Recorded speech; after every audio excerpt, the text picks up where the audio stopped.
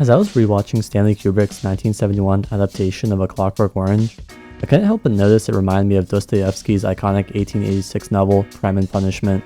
More specifically, the two main characters, Alex, played by Malcolm McDowell, and Raskolnikov, respectively, are both young men that commit crime for seemingly no reason and must suffer the consequences for their actions.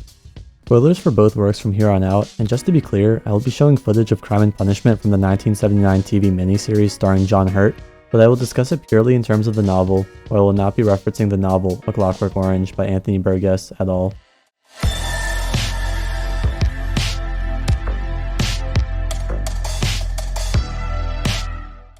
In Crime and Punishment, Raskolnikov kills a pawnbroker and her sister out of some fanatical power trip he was contemplating, and spends the rest of the novel in a kind of frenzied delirium, agonizing over the consequences he may have to pay, as well as questioning his own character and ideals.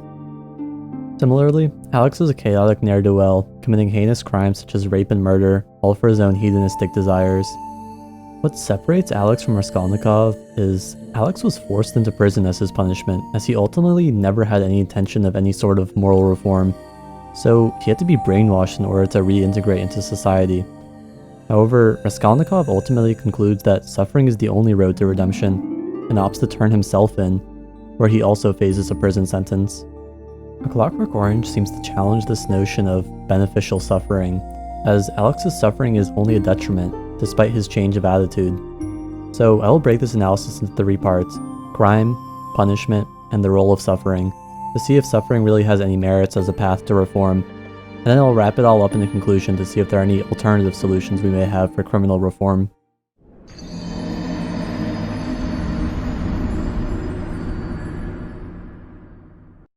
In both of these works, crime is seen as more or less senseless, yet inevitable. Now, there's no such thing as a crime without laws, and laws offer a decent glimpse into what a society values, like property rights or individual liberties, for example. Typically, we think of crime as having some underlying motive, whether to make a quick buck, to get revenge, or something else that is in the interest of the criminal. Raskolnikov killing a pawnbroker would make one think that he is doing it for the money, but that would in fact be wrong. In fact, he hides some stolen money and jewels under a rock after his murder. His motive was an ideological principle. He views pawnbrokers as louses and the scum of society, and he believes it is his right to rid her kind from society. Raskolnikov is certainly not depicted as amoral, as he shows moral conscientiousness at various times in the novel, from saving a girl from a pedophile, and helping Katerina Ivanovich and Sonia with money. Essentially, his sense of morals clashed with society over the issue of pawnbrokers, and he lashed out despite knowing society would still not see eye to eye with him. Or at least, that's what he kept telling himself it was about. Now, Alex's motives for his crime are a little bit more ambiguous. Alex and his band of droogs seem to get some kind of thrill or power trip out of their antics. While aware they're committing crimes, they seem to be apathetic to the morality of it, in favor of their own hedonistic tendencies. They are seen as lost youths, bored to extremes, and ritually drink laced milk as fuel for their terror. This could be taken to mean that society fails youths in some ways, whether it is in raising them or giving them the means to make something of their life, and makes them turn to extremes to make their mark on life. But these characters can also represent the inevitability of crime. We try so hard to provide for people and enforce laws, yet there will always be people that commit crime, whether they're decently well off like Alex or poor like Raskolnikov. People like these are not ignorant of the law, they are merely apathetic about it. Additionally, although they both seem to suffer from various mental illnesses, these characters are both shown to be more or less intelligent, with Raskolnikov being a college student and writer of various philosophical musings over crime, and Alex being generally well-spoken, witty, and a connoisseur of music. So not only are they aware of the crimes they're committing, but they also believe they are cunning enough to get away with it. Yet, they're still conscious of their crime despite their mental illness, so their mind is no excuse for their crime, but we will touch on mental illness later in the analysis. Of course, the folly of these types of characters is usually their hubris, and when they eventually get caught, they get a harsh ego and reality check. Raskolnikov and Alex do not actually expect to face the consequences, despite knowing of them, which makes it clear to them that there is no actual risk for committing crimes. Essentially, this is a form of cognitive bias known as optimism bias, where people are more likely to think bad outcomes are somehow less likely to happen to them. So we essentially have two characters that are incredibly self-indulgent and full of hubris, and believe they will never actually have to face consequences, which of course is a recipe for disaster. So these works are not so much aiming to solve crime, as they both acknowledge crime is inevitable in any society, so much as to find solutions to crime, which is where the idea of punishment, often in the form of suffering, comes in.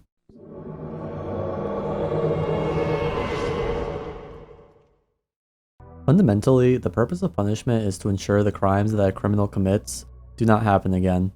And of course, we often punish people by taking away, whether it's the prisoner's rights, freedom, or material possessions. Raskolnikov is punished by serving time in prison and doing hard labor, which ultimately is designed to make the criminal feel so physically horrible that the idea of doing the crime again makes it seem not worth it. But why would Raskolnikov choose to turn himself in if he knew he would be suffering in prison? Well, Dostoevsky makes it clear that the internal suffering that is caused by our conscience is vastly worse than any physical suffering that can be inflicted upon us. The man who has a conscience suffers while acknowledging his sin. That is his punishment. This quote from the novel highlights how Raskolnikov can make excuses all he wants, such as saying the pawnbroker was immoral herself, that he has the right to murder her because he is a misunderstood great leader akin to the likes of Napoleon. But he ultimately knows deep inside that what he did is wrong. He must acknowledge his misdoings and suffer the consequences that society deems fit, or else he risks fighting a losing battle with his own cognitive dissonance for the rest of his life. Sonia even points out to him that he must be the unhappiest man on earth, acknowledging that the people that commit crime must have been suffering for years already, and will continue to suffer until they repent. Raskolnikov thought he would feel like a coward if he could not act on his capricious desire for blood. But his true cowardice was that he could not face himself, and suffered for it. But what about someone that doesn't really have a conscience? Alex is caught by the police and goes to prison, but does not really seem to suffer internally at all during this phase of his punishment. In fact, his capture seems like a joke to him the entire time. Sure, he is beaten by the police during his interrogation, but shortly after he is cracking jokes again and mocking the rigid rules of the officers and the system. He is shown as a character that cannot be changed through traditional means of punishment. It is clear that as soon as Alex would leave the prison facility, he would immediately go back to his regular routine of committing crime, because to him, the punishment of prison is not really a big deal at all. So, Alex must be reprimanded in alternative and more forcible ways if society wants results, namely brainwashing. Essentially, he is forced to watch videos of ultra-violence to the tune of classical music, and eventually, it works. The thought of committing crimes becomes revolting to him, and makes him physically sick and unable to return to his old self. Now, this is where the real punishment begins for him. Alex is immediately viewed as a pariah by his family and friends, despite him having served his sentence. This is a common problem by released inmates, as they are essentially always viewed as criminals by society, even if they are no longer a threat, like Alex is. It is a form of psychological torture akin to shunning in the Amish community, and Alex is essentially replaced and ignored from his old household, forcing him into exile. Aside from feeling socially isolated from the world, Alex is then beaten by the homeless man from the beginning of the film, and a group of his friends. He literally is being kicked while he is down. Remember, the whole point of any justice system is that a criminal serves his time, reforms his ways, and then is free to continue his civilian life.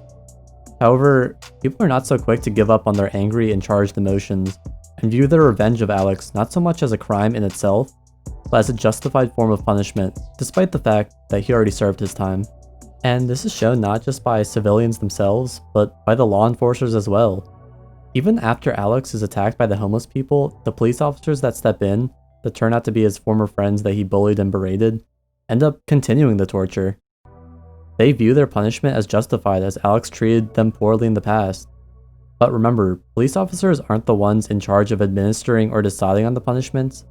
They are the ones that are supposed to recognize abuses of the law and bring the respective perpetrators in for others to judge them. And lastly, Alex's brainwashing inadvertently takes away his favorite music from him, as now he associates Beethoven with gagging and revulsion. When Alex visits the home of the writer he assaulted as a desperate chance for a place to lodge for the night, the man recognizes him and decides to exude his revenge. Upon realizing his weakness to Beethoven, he exploits it by trapping Alex in a room and blasting the music, until it eventually drives Alex to a suicide attempt. Alex's brainwashing reforms his negative characteristics, but it also takes everything beautiful in the world away from him. which for him is not worth the suffering. In both of these works, we do see punishment as effective. It does to some extent change the attitudes of the characters, which in turn prevents future crime. But Alex's character proves that internal suffering may not have an effect on people with psychopathic tendencies. What is most interesting to me, however, is that while most of Alex's suffering comes from society's negative and unsympathetic treatment of him after prison, Raskolnikov sort of has the opposite problem. He feels like he must isolate himself from his friends and family as he is ashamed by his crime. Yet, his friends such as Razumihin and Sonia, as well as his mother, still embrace him, despite knowing his crime, which confuses him and makes it feel like no one can truly comprehend what he is going through. The way both of these characters take their punishment is completely different, and their suffering is unique to them, which is interesting because we typically view the suffering and punishment of criminals as homogeneous.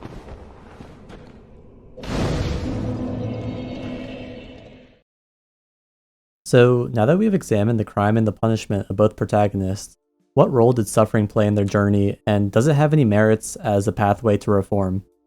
Well, to Raskolnikov, the suffering he experienced internally is what ultimately led him to choose the path of redemption. The killing of the pawnbroker was too much of a cross to bear for him, and he realized that ultimately he did not have the ability to judge or to take life.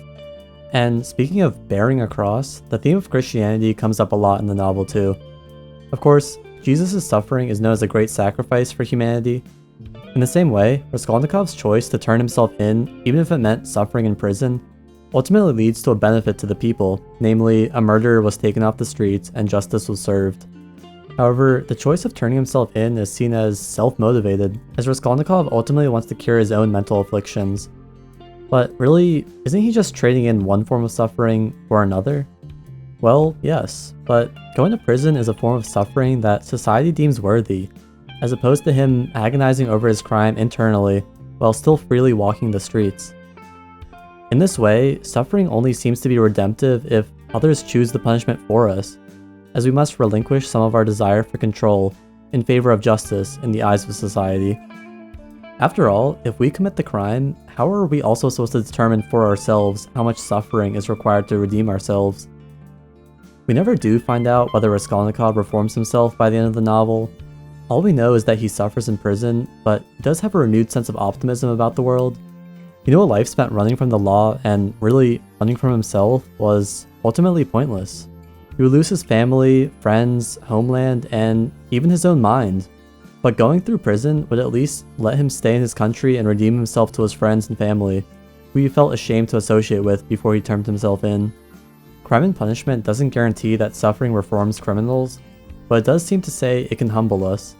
It can remind us that we are at the mercy of higher powers, whether it is a god, nature, government and law enforcement, etc., and that we are merely a small part of society. It can alleviate our own cognitive dissonance and start us on the track of forgiveness. But A Clockwork Orange seems to have some different thoughts on suffering as a form of redemption. But first, one thing that both share in common is the prominence of the Bible in Christianity. Alex is told to read the Bible and attend church ceremonies in prison, which he essentially views as a complete joke. In fact, he identifies with the Romans in the Bible, persecuting Jesus instead of venerating him. It highlights how paying penitence by serving a higher power may work for some, but if someone is not yet ready to accept their suffering, then they will merely treat any work of religion with mockery. A priest even comments after a demonstration of the brainwashing on how Alex's lack of agency undermines any meaningful moral reform. Alex is no longer a human, and it shows how prisons often want to brute force values and morals into people. However, when Alex is actually forced to suffer through the brainwashing, the beatings from the police, the social isolation, etc., suffering is not seen as particularly redemptive for him. In fact, it only seemed redemptive to the people that he has wronged, namely his family and friends, the homeless man, and the writer. Alex may not actually be reformed by his own choice, but nevertheless, he is able to re-enter society. However, society is not ready for him, and they only want to see him to continue to suffer. Alex's suffering post-release serves no purpose in his own development, and in fact, just makes it harder for him to reintegrate into society. It's the struggle for basic necessities such as shelter, and even wholesome things such as Beethoven, are now a complete source of soreness, rather than of relief. Plus, after his surgery in the hospital, he essentially goes right back to having depraved thoughts, which essentially makes his suffering null and void, as it did not really accomplish any change from within.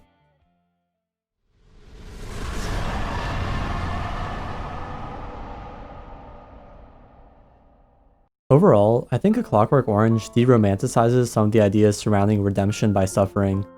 The two works aren't completely analogous, sure, and the idea of brainwashing certainly removes some things such as your own willingness to choose to suffer, but the two life stories of the protagonists are eerily similar.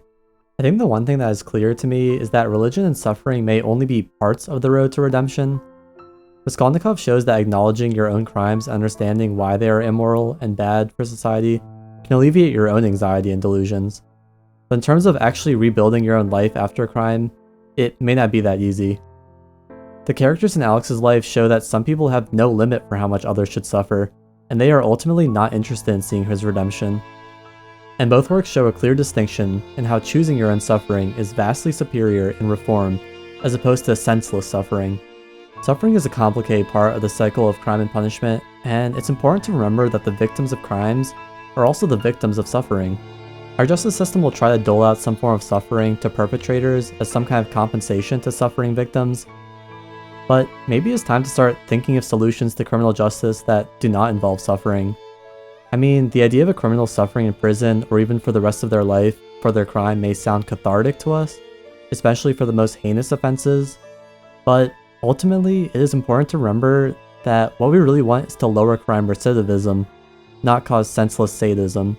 In fact, prisons in Sweden are proving that reducing suffering by making prisons more humane and rich with resources are lowering reoffending rates compared to other countries.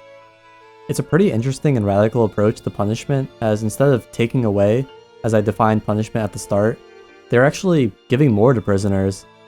They are giving them the resources they need to reform, and giving them the opportunity to reintegrate into society. But, of course, it is still a prison where they do not have unlimited liberties and still must reflect while away from society and their loved ones. But in this way, their punishment is a lot more focused on reducing unnecessary suffering, such as prisoners hurting other prisoners, or letting people out in society where they will be deemed pariahs and have few opportunities for employment. Sweden also realized that many criminals actually have various mental illnesses that have been stewing for years, undiagnosed and untreated, which may have led them down the path of crime.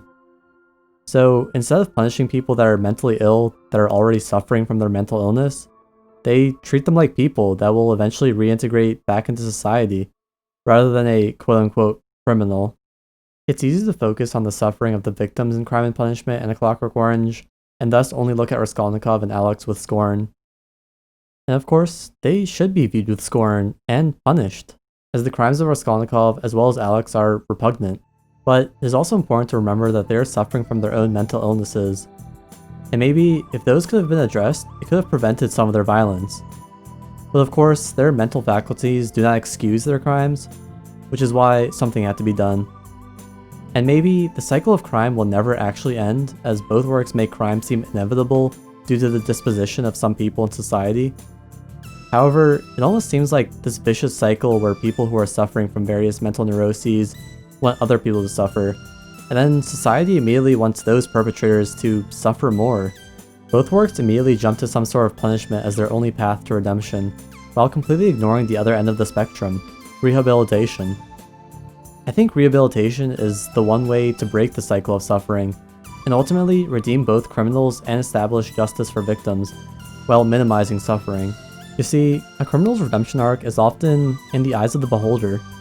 We, as innocent members of society, are free to judge whether we view that person as redeemed or not, regardless of whether they serve their time or now have pure intentions. And if the goal of incarcerating criminals is to eventually reintegrate them back into society, it is crucial to meditate over whether the suffering we cause to criminals is ultimately beneficial to both them and innocent civilians, or just a senseless, glorified version of ultraviolence for our own perverted pleasure. Redemption doesn't come by feelings of hopeless anxiety, loss of free will, or brainwashing. It comes from genuine, meaningful change, in a society that is willing to embrace those that have voluntarily reformed with open arms. And if we simply let those who have committed crimes suffer endlessly, whether by their own conscience or corporal punishment or exile, they end up becoming hollow shells of human beings. We can make a criminal suffer as much as we want, and sure, it may feel like it's a good idea, but ultimately, if that person is released, he will feel wronged by society, which will only lead him to commit more crime, ultimately leading to more suffering in society, which is why suffering is not in the best interest of a criminal, and in my opinion, not particularly redemptive compared to rehabilitation. Thank you guys so much for watching another episode of Thought Time. I had a lot of fun making this comparison of two of my favorite works, but it was a lot of hard work and took a lot of time. So to show your support, leave a comment and subscribe. That'd be greatly appreciated.